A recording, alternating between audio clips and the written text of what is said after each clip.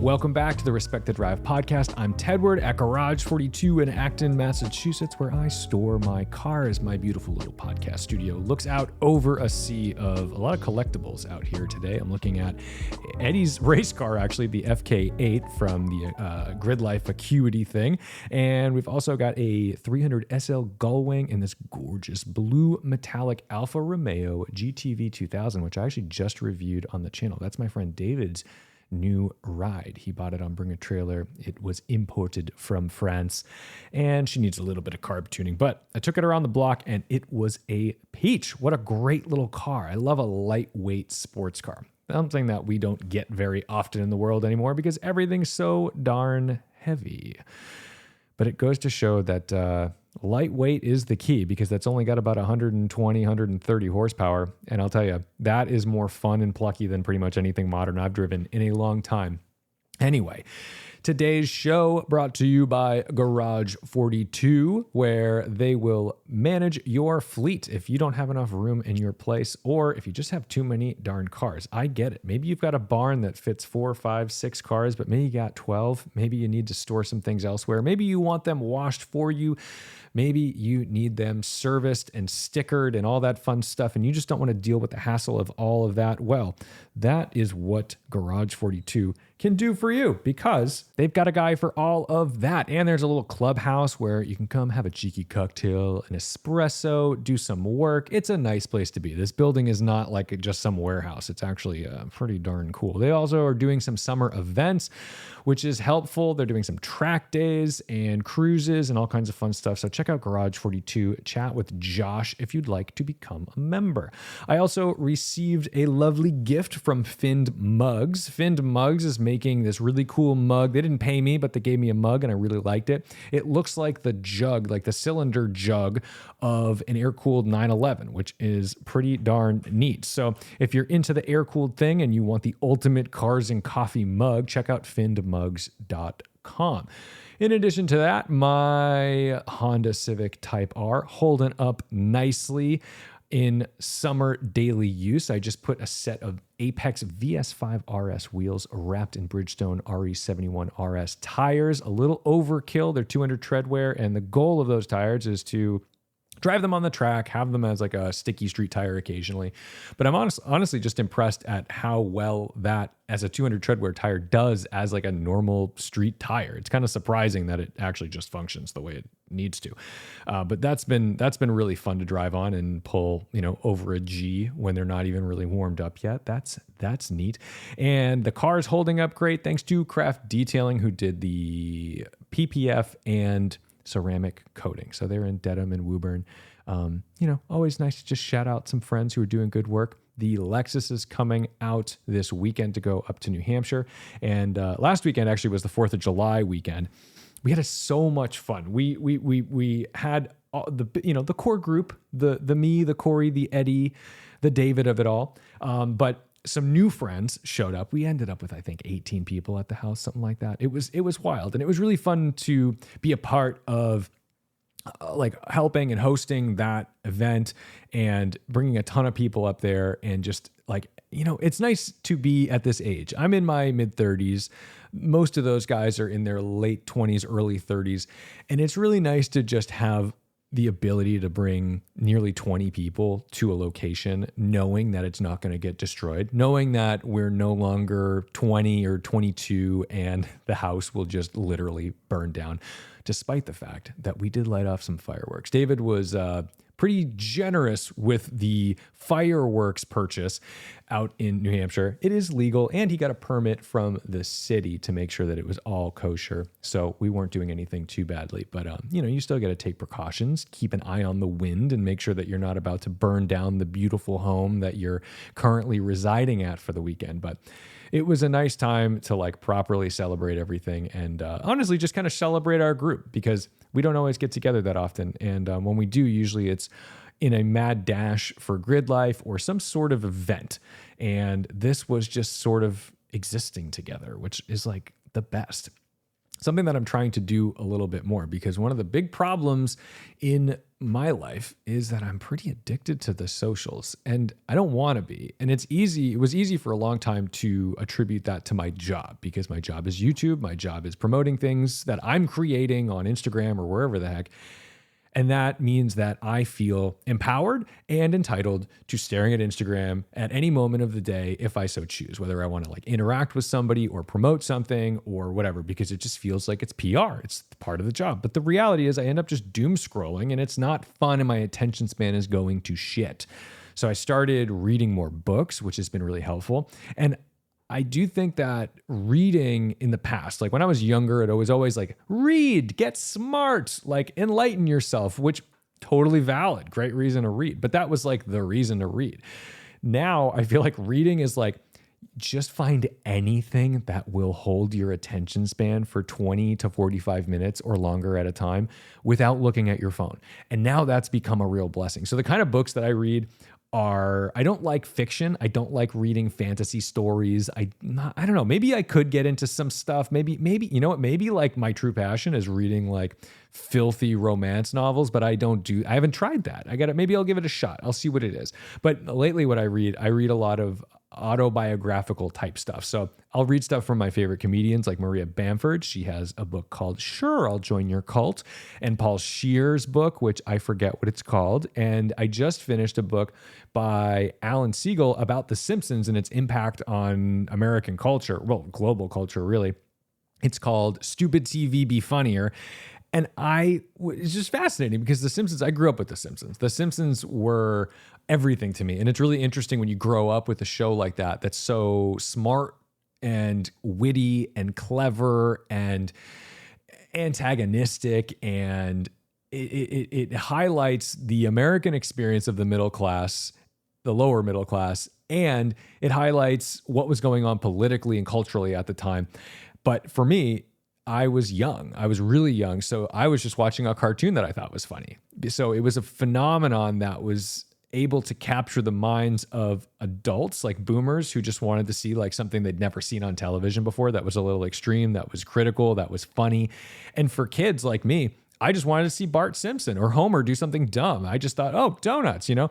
And it is interesting watching it now, going back and seeing it through the lens of an adult who understands comedy writing a little bit now, to see what they were really doing. And, you know, I've always rewatched these things, but you do sometimes have to like shake the initial impression you have of an episode or a storyline and see it for what it was really written for. And reading this book was just super fun to see like where these writers came from and what they went through to create this show and how it even formulated. And there is a through line here, because one of the beautiful things about that show is that it just struck a chord, and it's hard to say how and why, but like the magic was in the bottle, lightning was in the bottle, and it occurred, and then everyone tried to recreate it. So everyone came out of the woodwork, CBS, ABC, NBC, they all wanted to create a cartoon, an adult themed cartoon, not that kind of adult themed, but like a primetime network cartoon that would capture an audience like The Simpsons. And it didn't matter what they did, who they hired, who the voice actors were. It just never hit quite the same way because it was formulated. Sometimes you just cannot formulate something that's magical. And the auto industry, I feel like, is in a very similar place right now because, oh boy, we have been critical of EVs, not because of any other reason other than like maybe being a little soulless or this and that. That's getting better. We're getting on a better track. We've been critical of lack of buttons and infotainment screens. We've been critical about vagueness in driving feel. We've been critical about losing the manual transmission. These are all things that one automaker is partially responsible for, Tesla, because a lot of the things that we dislike about cars worked really well and were praised in Tesla models. Like those were things that Tesla buyers loved. They loved having a pop-out door handle on a Model S. They loved having a central screen that commanded everything. What a novel idea that it does the door mirrors, it does the steering wheel telescoping and tilting. It does all these functions, and you can make the car fart and whatever. And like that worked for Tesla because it was like the right formula at the right time with the right people. But when you have like the other OEMs chasing those things, it's like NBC, CBS, ABC trying to recreate The Simpsons. And that's what I feel like we got when we saw Volkswagen going into that rabbit hole of screens and haptic buttons and all these things. It was too much. Like on the surface, they were doing the thing. They were doing what this successful brand that they were a little bit fearful of was accomplishing. However, what they didn't do was capture the magic of the brand that did it originally. And that's a really difficult thing to do. The other side of it is that I think OEMs have sometimes they misinterpret numbers with feelings. And this is where cars do have an art to them. And I mean that very seriously because you could take, let's say, the Porsche Cayman and Cayman S of the 986 Boxster and the 987 Cayman generations. You can look at those cars and you can see their performance. And then you can look at the current generation of 4-cylinder turbos, and they are faster, they are more capable, they handle better, all of these things. But I would wager that if I drove a 987.2 Cayman S with a manual gearbox, it would capture a little more driving magic than the new car. And all the stats would suggest that the new car is better, but is it? And that's where the art of the cars come into play. And I'm not talking about its appearance. I'm just talking about its feel and its feedback. And so we watch them take away the flat six and put in this Boxer 4-cylinder turbo. And by all accounts, it's a powerful, capable, robust little engine. But I don't know anyone that owns one. And that's different because I know a lot of people who own the flat six versions of those cars. I'm staring at one right now, actually at Garage 42, a 987 Cayman. And those cars I feel like are sought after. Those are cars that people really desire and want. And I do wonder how these changes will impact brand image over time. So for example, Mercedes-Benz, they had the C63. This is huge brand equity because the C63 is the M3 alternative. And it spoke to a very specific group of people because those were people that, despite an M3 maybe being more agile and maybe beating it on some Top Gear test, did not matter. This was a relatively luxurious, throaty, burly. It had a masculinity to it that maybe the M3 didn't. And that's like it was just a hoot. And when they went from the 6.2, not 6.3, 6.2, when they went from the 6.2 V8 to the 4-liter twin turbo, even that was balked at just a little bit, but people understood like, okay, you know what? We're cool with this. We're getting a lot more torque. It may not have the same character or shout or bark, but like, what a car, okay? I genuinely like those 4 liters. But then comes the 4-cylinder. They knock it down to a 4-cylinder hybrid, and really nobody bought into this. Nobody jumped on this bandwagon. And it was just a huge strike against the brand for not really understanding what its own appeal was. And I do understand that to some extent, because when you're really in something, I think it's hard to understand what you are to others. And there is a level of really, you kind of have to not listen to other people. This is one of the things in that Simpsons book that the writers really took into account, was because the internet was in its early days at that time. And there were some forums that only the nerdiest internet hobbyists were getting into the deep down nitty gritties of commentating. This started in the early 90s and continued. And some of the writers, they would read these comments and get really defensive about the critics, ordinary people, not magazine critics, not newspaper critics, ordinary people critiquing their stuff. This is something we're so used to today because the access to Instagram or your own website or Facebook forums or whatever the heck you're doing, like all these are Facebook groups. All these things exist. And we just understand they're out there. People are going to talk about things. There's a comment section on everything. And it feels weird sometimes now when there isn't a comment section. Well, those days, those writers, they had to actually say like, look, don't even read it. I don't care what other people think. We're writing the show that we want to write. And I do think that there's some level of that in the auto industry where they're like, well, don't listen. Don't listen to anybody. It's going to be faster. It's going to do this. It's going to do that. Well, unfortunately, in not all cases is that the greatest idea. You do need to listen, and you do need to listen, especially to auto journalists, because the journalists are usually pretty savvy. We do.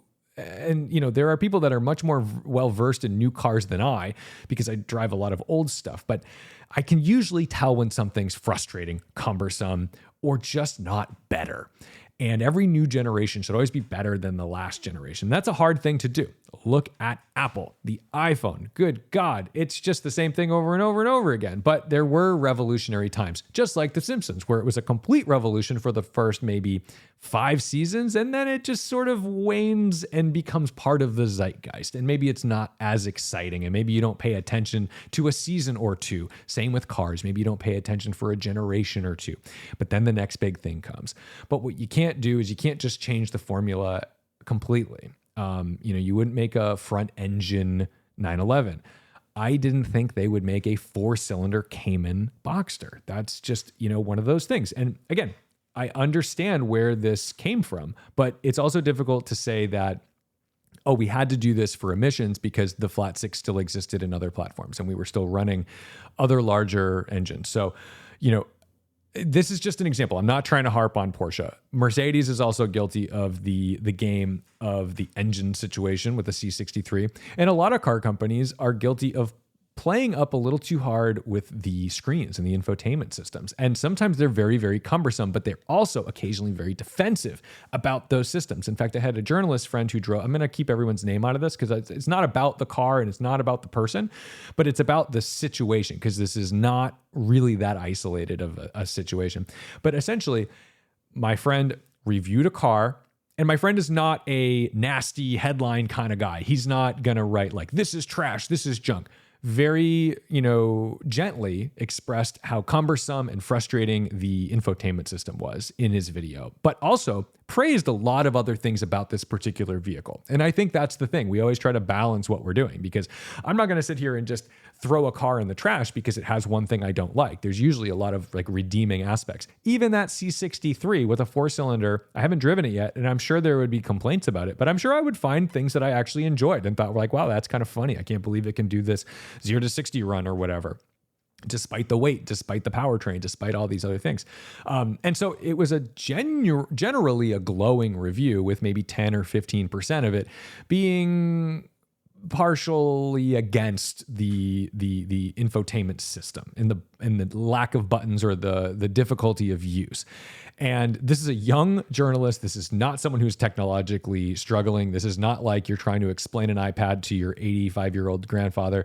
This is just like a person who literally uses new cars every single day. So if something's cumbersome to this person, then it's cumbersome, and it's a valid claim. Well, video goes up.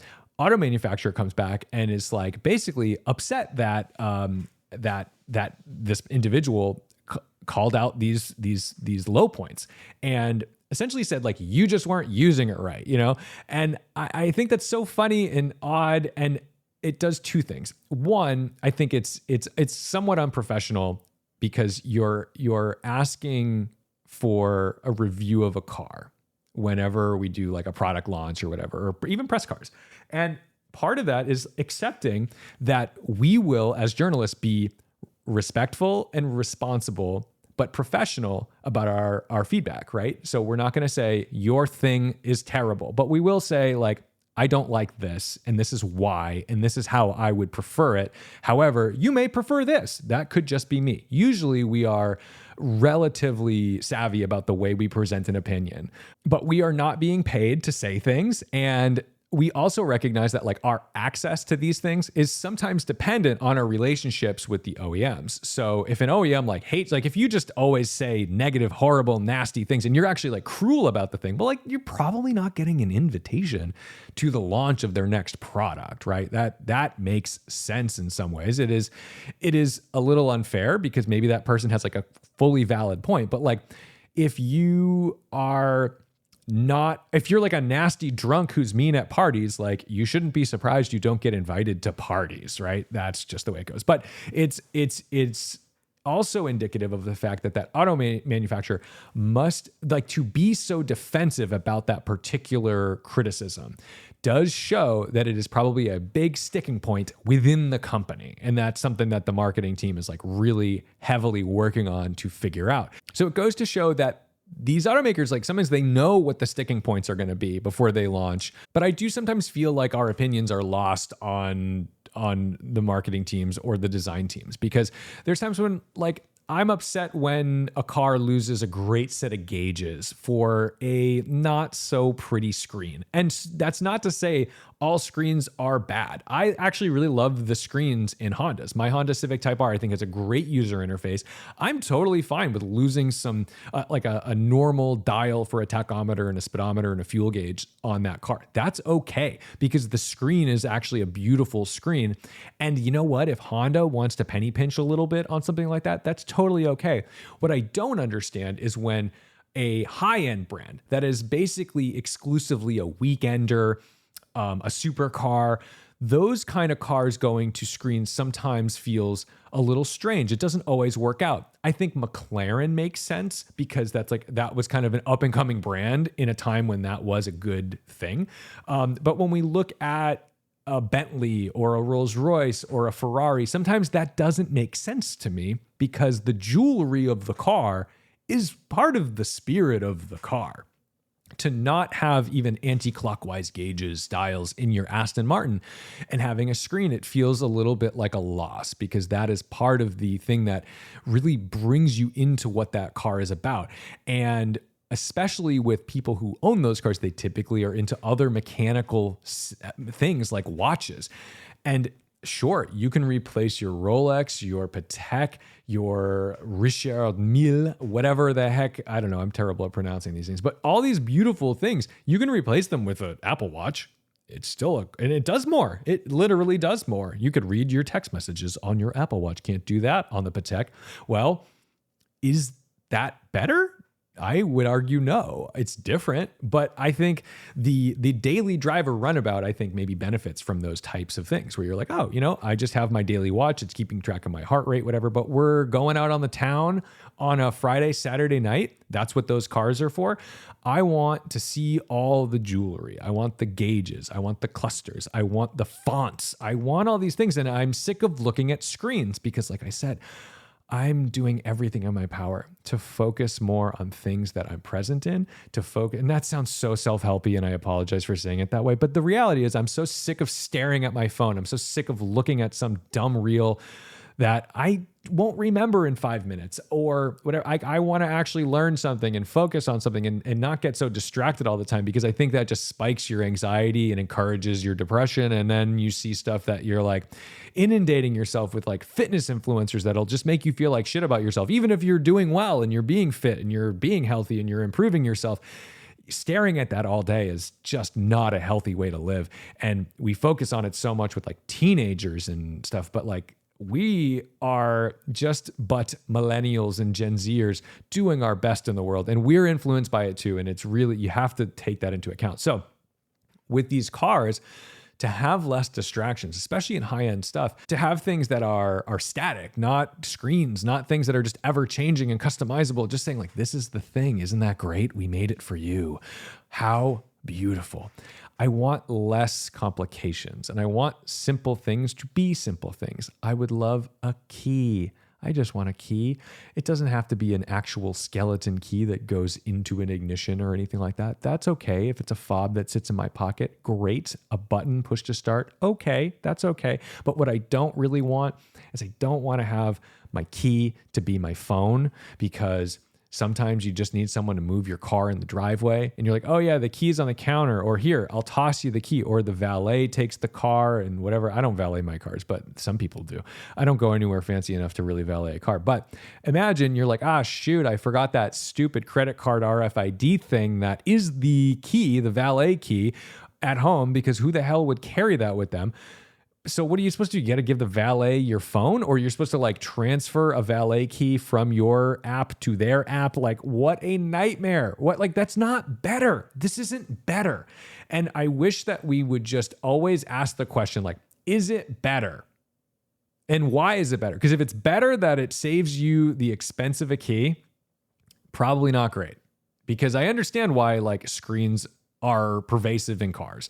They're cheaper to make. You can change them, you can do all kinds of great things, and that's fine. But like, you're not fooling me anymore because I just know that it's less parts and it's just hiring software engineers instead of making all these needles and gauges and blah, blah, blah, blah, blah. So for that, I get it. But like, is it better for the consumer? And I just want to emphasize that in a world where we have lots of technology and lots of great technology, not all technology should be exploited in the way it's being used. And we've got this pendulum swing of balance because now we're coming around. Motor One, I think, I did a video about this, but Motor One, I think, is doing a really good job of headlining a lot of these changes and a lot of these, like, what's the word? Like, come about, is that a thing? I don't know. About face. That's what I'm looking for. Not a come about, gross. An about face. This is when an auto manufacturer, they do something, it's not well received, and then they come back to the original thing. So for example, Volkswagen did a lot of, but like they've done away with a lot of buttons. They've had kind of cumbersome interfaces and things like that. And now they're coming back around and they're saying, hey, that stuff, whoa, yikes, that was bad. We're gonna bring you buttons again. We're gonna do this again because Volkswagen was great. Like it was so easy to recommend a GTI. Like it was the obvious recommendation for anybody who is on a budget and an enthusiast. You get a Mark 7 and a half GTI. When the Mark 8 came out, it was like, I mean, if you can get it really cheap, because no one's buying them, maybe that'll be good. But that's okay. I don't think I know anybody with a Mark 8 GTI. I might, but I can't think. I used to know like everybody I knew had a Mark 7 GTI. That was just the ubiquitous choice. That was what you bought. And now they're coming about face, right? They're turning around, and there's two ways to do this. There's the way where you basically say like, we're sorry, that was not a great idea, and we're taking responsibility for, I think I'm going in and out of this terrible accent, my apologies.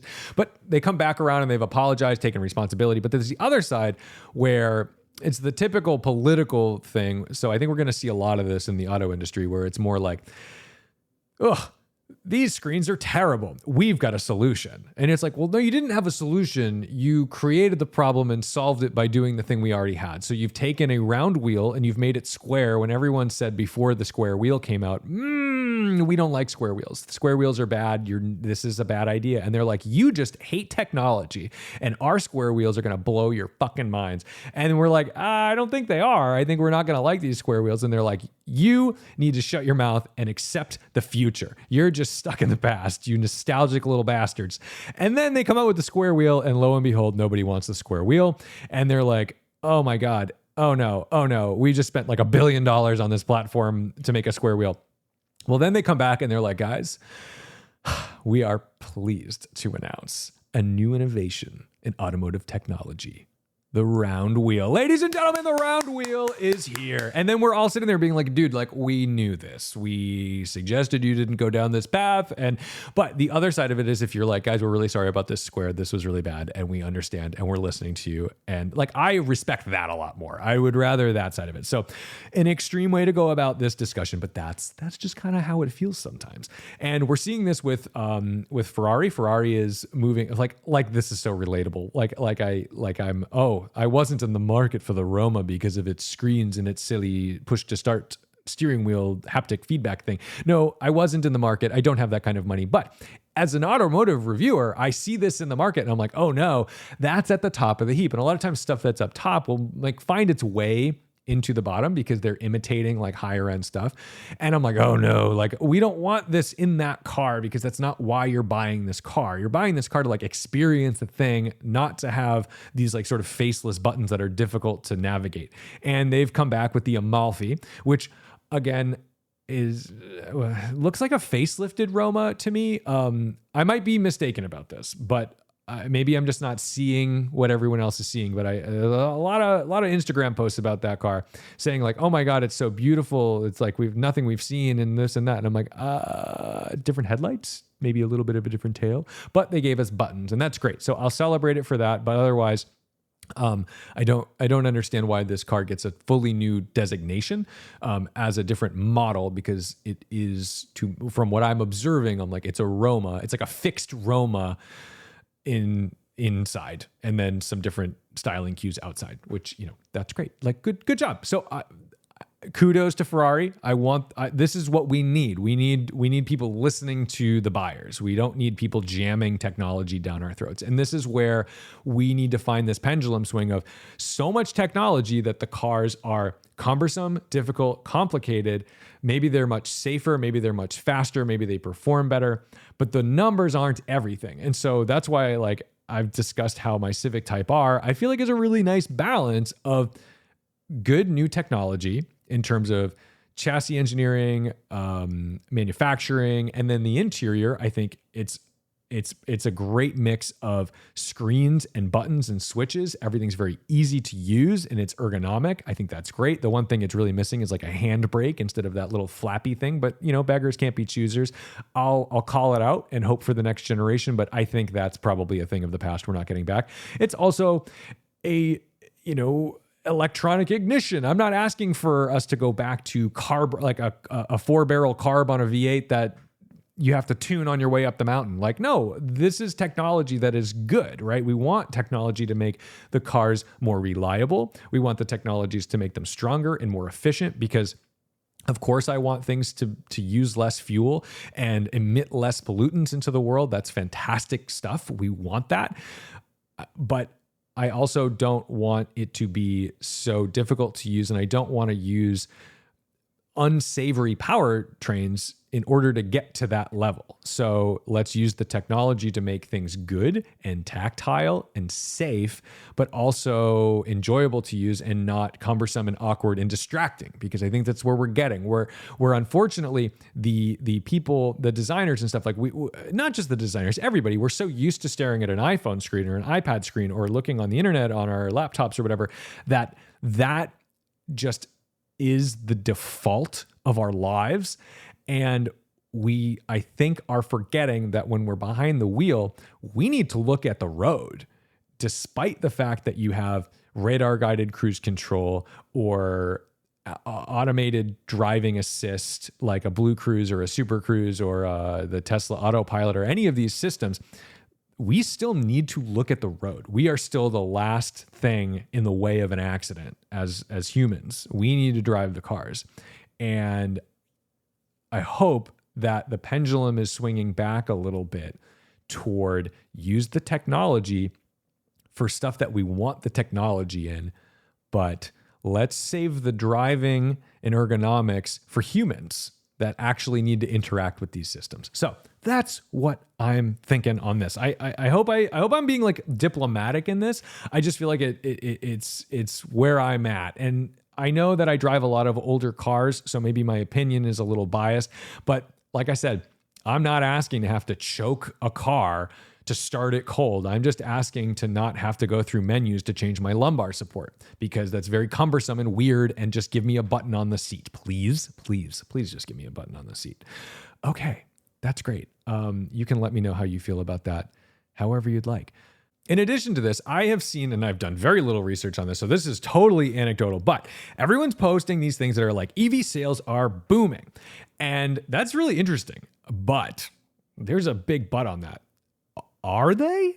Is it a response to tariffs and a pending or an impending doom and lack of EV tax credits from the US government? Because so this is the thing. Leading up the last couple months, like, we have been inundated with a lot of like political changes, right?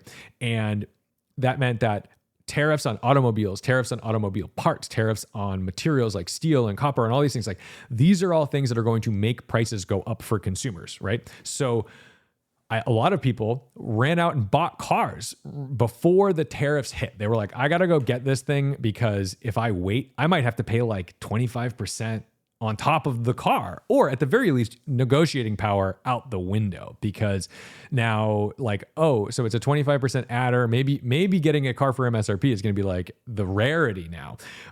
In addition to that, if you were someone in the EV market and you were on the fence about buying an EV, you would have benefited, you're going to benefit from the EV tax credit. So let's say it's a $7,500 tax credit on an electric vehicle that you're going to buy. And if you catch wind that those tax credits are going away, which they are going away now, you might have been more motivated in the last month or two to go out and buy that EV. So maybe it was just like a fleeting thought of like, yeah, I've been thinking about it. Well, if it's going to cost you almost 10 grand more in a month, maybe you're going to go light that fire and buy that EV.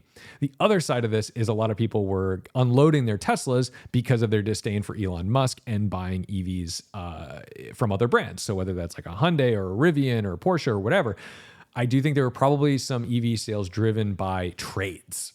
And I don't know all the numbers, but all I'm saying is I'm seeing all these articles about EV boom, and I don't know that I'm curious to see what Q3 looks like. So Q2 looks like there was a big upsell in EVs. I'm very curious to see if that's sustained and how Q3 numbers look, or if it's just a spike, if that's just a spike. So just something to look at. It's not set in stone. I don't have any numbers to really back that up. It's just my anecdotal thoughts of why there may have been a little Q2 spike in the EVs, or maybe it's not a spike. Maybe this is the trend. Maybe this is the first data point on the trend to the rest of car sales. I don't know, but it's just hard to fathom that suddenly EVs are very, very popular when like Stellantis is putting out their EV charger and it is not doing well. I've seen one,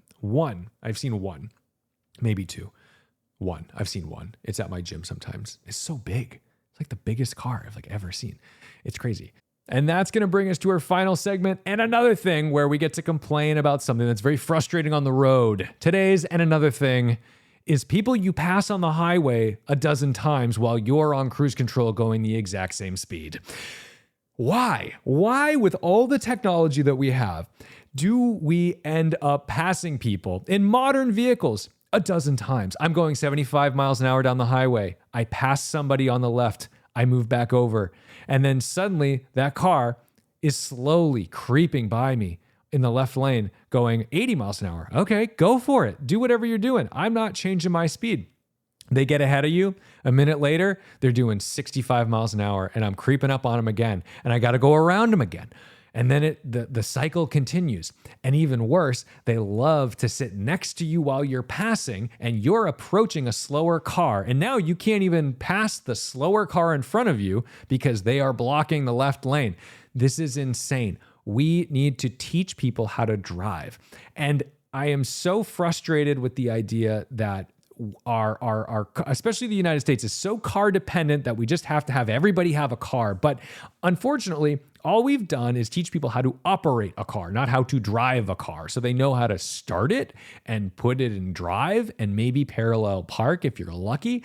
But they're very, very bad at actually driving with the flow of traffic. And if our pilots in the air were as incompetent as the drivers on the ground, nobody would survive. So that's my and another thing and the conclusion to today's podcast. Thank you so much for listening. And if you have any topic suggestions or guests that you'd love to hear on the podcast, please email me at tedwarddrives@gmail.com. Thank you for rating and reviewing the podcast. I'd like to have more guests on, but a lot of times my schedule is insane. This July has been nuts. It's been nonstop travel. Every single weekend is fully booked. I want to do some track days in the Type R, but alas, I haven't found a date that I can actually get this done. So I really appreciate this. Keep watching the videos. I've got some great cars coming up this summer. And don't forget to respect the drive. I'll see you in the next one.